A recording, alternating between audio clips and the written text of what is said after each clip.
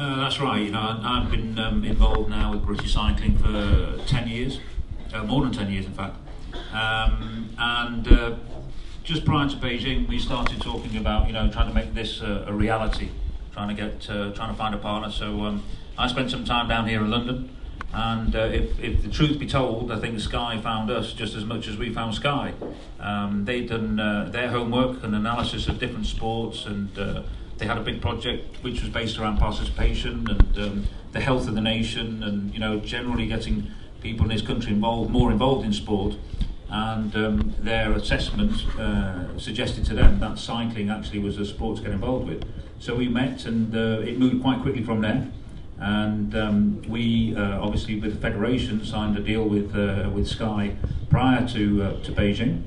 And when we came back from Beijing, we then examined this project a lot more, and we decided that actually it was part of it fitted well with the wider ambitions of what we were going to try and achieve, and it went very quickly from there. So I think it was, it moved very quickly from the point that we first met. But it's fair to say that Sky found us just as much as we found Sky.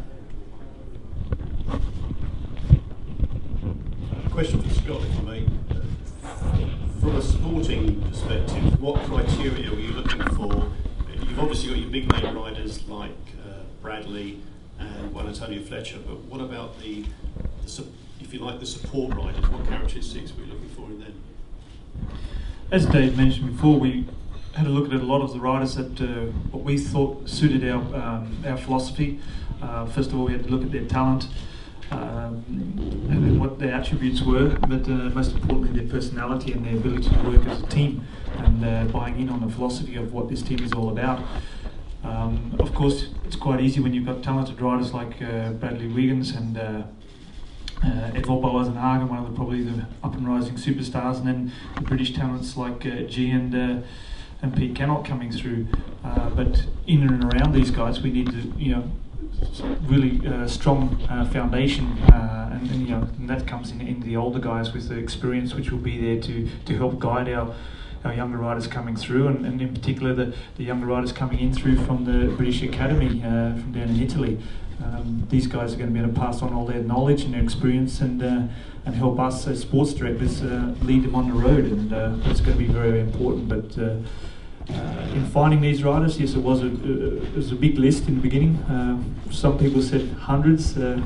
Probably, I think, if I put a few of the list that we had originally together, it would have been hundreds of names, and it was just a sorting through process. And we could start with a blank piece of paper. So yeah, we had a big blank piece of paper, and we finally got down to the riders that were available, of course, and one, like I just mentioned, fitted to that criteria. And I think today we're going to have a very, very successful cycling team, which will, I have no doubts, will build out to be a much more successful team in the years to come.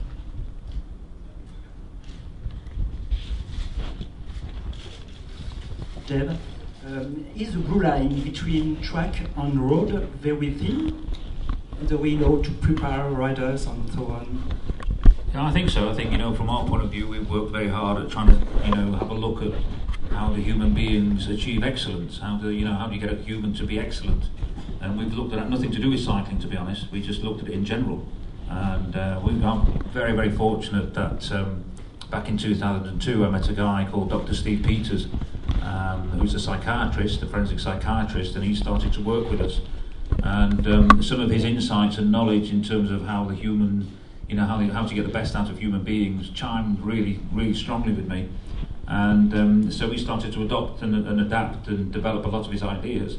And that's been the cornerstone of British cycling and its success. And I think that whole philosophy, if you like, about how you treat riders and how you treat people will be very much part of this team. So I think, whether it's track, whether it's road, mountain bike, BMX, downhill, whatever, I think, how you treat people and how you get the best out of people is generic, to be honest.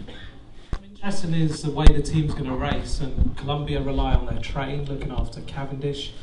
Lance's team generally put all the team on the front ride for one rider. So are Sky going to race differently, or are the same philosophies of many of the other teams going to be adopted?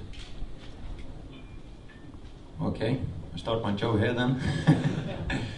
Well, I think, we're here to change the sport of cycling, and we're not building a team around one guy. We have a lot of good riders here, and of course we're going to have races where we go for one particular rider, but every rider going to have an opportunity to do some good results here, and we're going to back them up as good as we can. So we're looking forward to see a lot of riders doing a lot of results here coming year.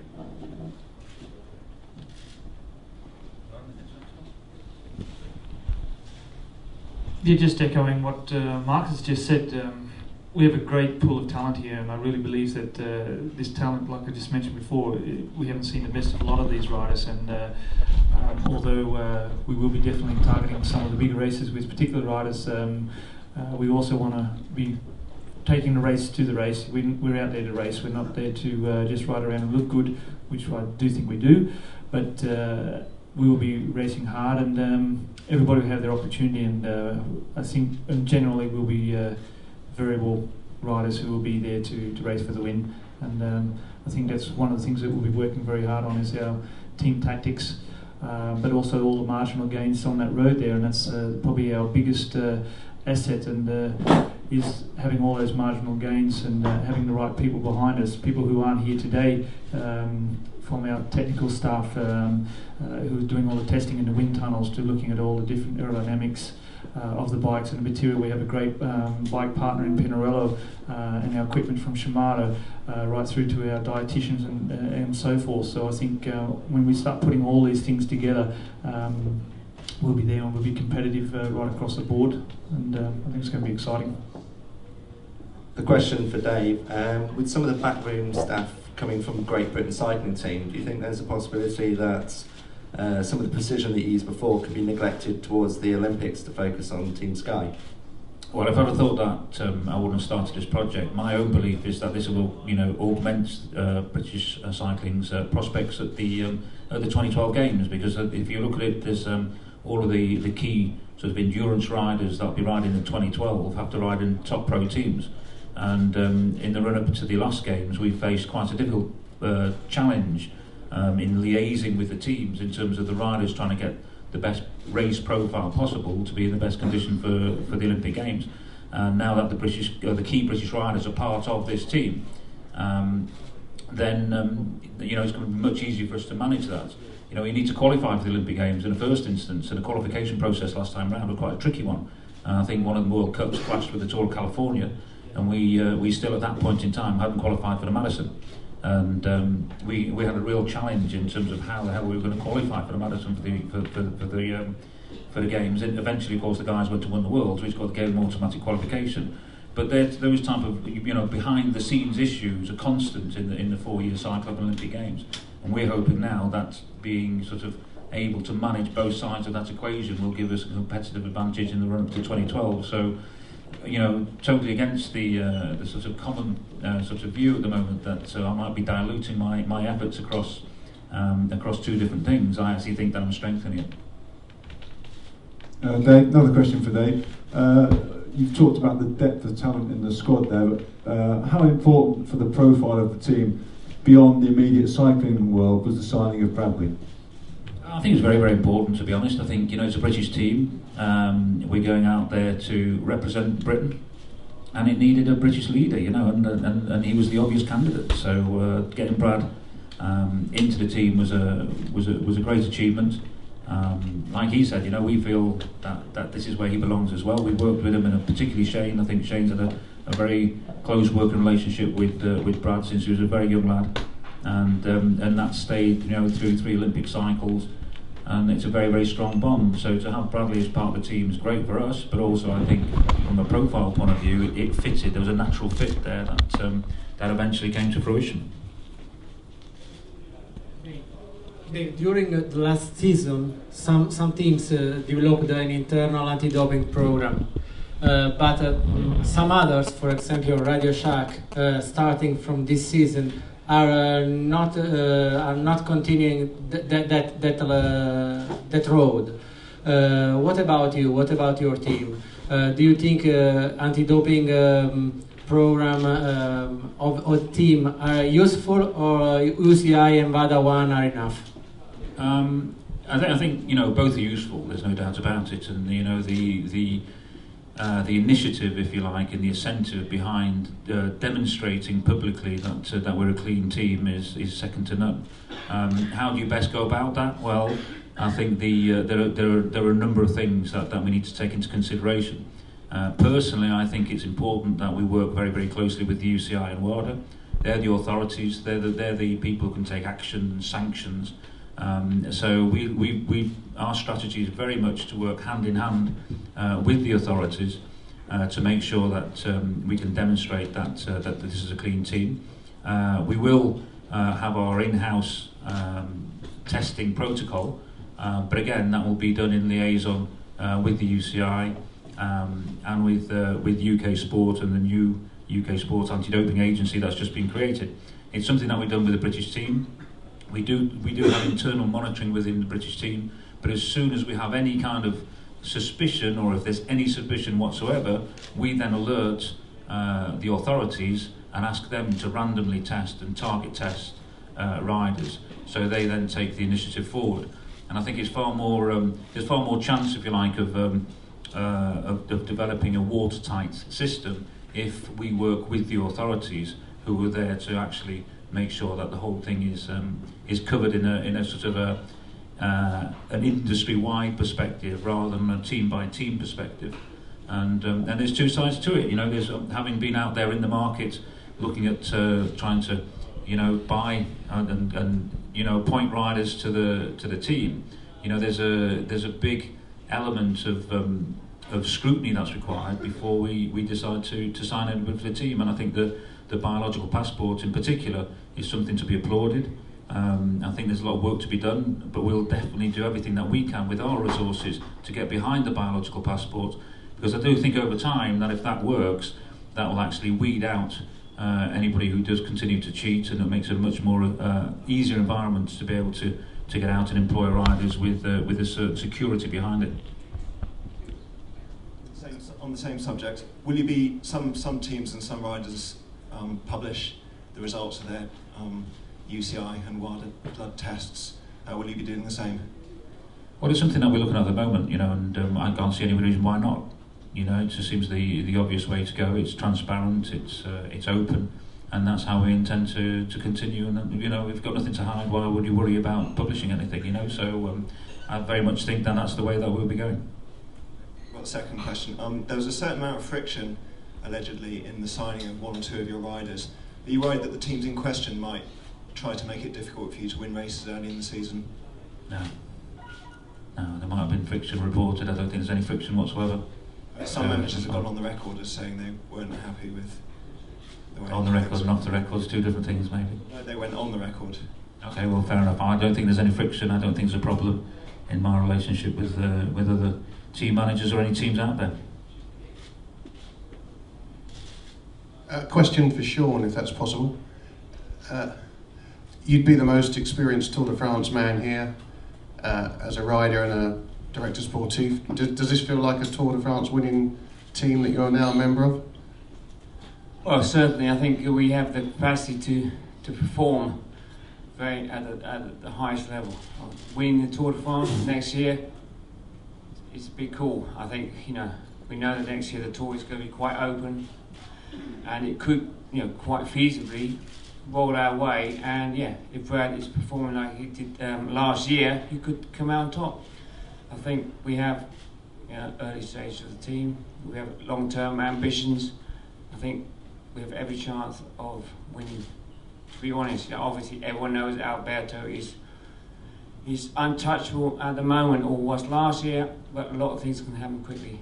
And we're certainly on the right track. We've got the fantastic team, and it's our game, our goal, as the management and the team to do everything to help the individual who's best capable of doing that. Another question for the sports directors. Sean and Scott have obviously both guided Grand Tour winners in their careers as sports directors, and you've got two brand new sports directors, but Stephen's won Brussels-Kern and other big races. Marcus is a fantastic rider. How are you going to split your responsibilities? And Sean and Scott, is your role to mentor Stephen and Marcus to to give them your experience, or will they go away and look after the classics teams, or how's it going to work on the road? I think I'll answer that question on behalf. I think obviously these guys are new to cycling in this position, and that they have, they can learn. Obviously, Stephen is more suited to the Northern Classics, but that doesn't mean he can't direct a team in the Giro, for example. So I think they are well suited to the job, and they will adapt rapidly. And I think we have a great combination of people here to blend in and get the best out of the rider, which is what it's all about at the end of the day. So I don't see there being any problems or any one person designated. It's about getting the best out of the rider, understanding them.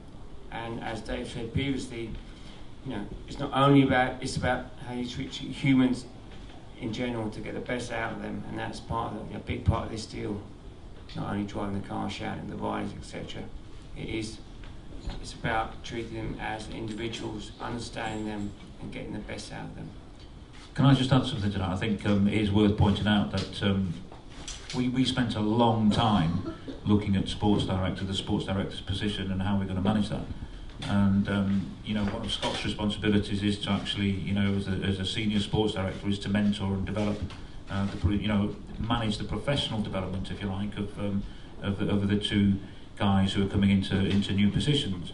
But they didn't just appear. We looked long and hard for individuals who we felt had the right kind of outlook and mentality and the personal traits to be able to develop into sports directors as we believe the job should be done, which is more about supporting and mentoring and coaching as against directing and controlling.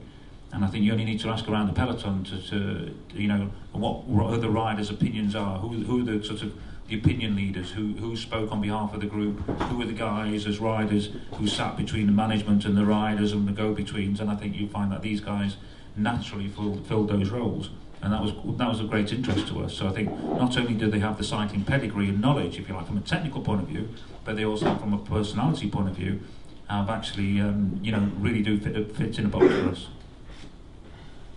Dave, you touched on it there. Actually, do you think this team is, by its way of doing things differently, do you think it's going to make the sport of professional cycling that bit more professional with this different way of doing things? Are we going to see us sort of going down the route of F1 with all the technology and everything, and in turn, is that going to make it road racing much more appealing to the general public? It's not our ambition, if you like. Our mission isn't to change cycling, but certainly we'll approach it in the way that we approach everything else that we do, which is we will pay attention to the details. We will look for marginal gains. We will use technology. We will look to other industries. We will benchmark for the teams. We will look for best practice, and it's all the things that we do. So if we get that right, then I'd like to think that actually we will find some new approaches, some new methodologies, etc.